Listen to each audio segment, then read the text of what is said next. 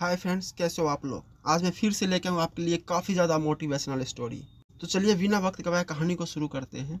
शीर्षक का नाम है पहले समझना होगा कि जाना कहाँ। एक बार एक नौजवान लड़का रेलवे स्टेशन पर पहुंचा और स्टेशन पर पहुंचकर टिकट काउंटर पर गया और वह जाकर कहने लगा कि मुझे एक टिकट दो।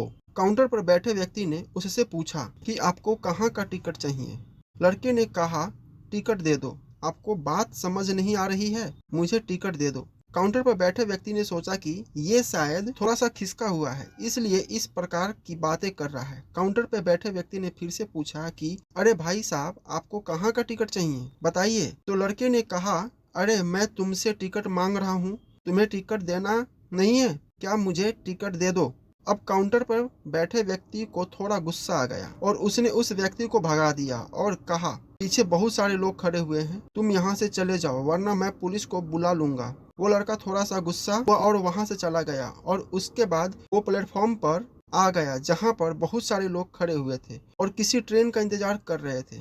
अब थोड़े देर के बाद ही वहाँ पर एक ट्रेन आ गई। अब सभी लोग उस ट्रेन में चढ़ने लगे, वहाँ लड़का भी उस ट्रेन में चढ़ गया। अब मैं सभी से एक प्रश्न पूछना चाहता हूँ जिसका जवाब आपको मुझे देना है। आप बताइएगा कि वह लड़का अब कहाँ पहुँचेगा। हाँ, आप बताइए कि वो लड़का अब कहाँ पहुँचेगा।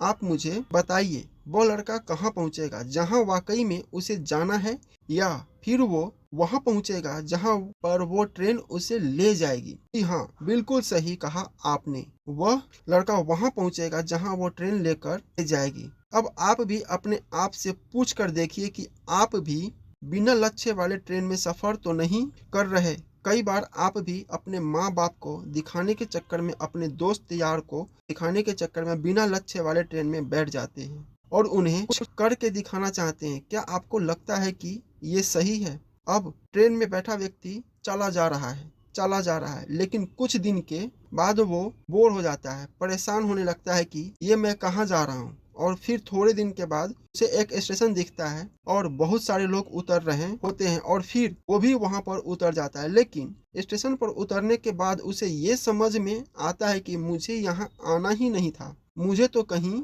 और जाना था। अब फिर से आप अपने आप से पूछिएगा कि कई बार आप किसी रास्ते पर निकल लेते हैं, बिना लक्ष्य बनाए निकल लेते हैं और कुछ दिनों के बाद आपको यह महसूस होता है कि आपको यह बनना ही नहीं था, आपको तो यह करना ही नहीं था, आप तो किसी और चीज के लिए परफेक्ट हैं और आपको तो वो करना था। आप सिर्फ लोगों के दिखाने के चक्कर में किसी और चीज को बनने की कोशिश करते हैं, जबकि असल में वो आप होते ही नहीं। एक बिना लक्ष्य की यात्रा करने पर आपका पूरा जीवन खराब हो सकता है और वहीं पर एक महत्वपूर्ण चीज खराब हो सकती है जो कभी वापस नहीं आ सकती, और वो है आपका समय। और इसलिए सबसे पहले आप सही जगह का चुनाव करें कि आपको जाना कहाँ है। उसके बाद स्टेशन पर जाकर सही ट्रेन ढूंढे, क्योंकि वहां पर बहुत सारी ट्रेनें होंगी, बहुत सारे लोग अलग अलग ट्रेन में चढ़ रहे होंगे, लेकिन आपको अपनी ट्रेन ढूंढना है जो आपको अपने सही लक्ष्य पर पहुंचाएगी। यदि आप किसी को दिखाने के लिए कोई भी काम कर रहे हो तो आप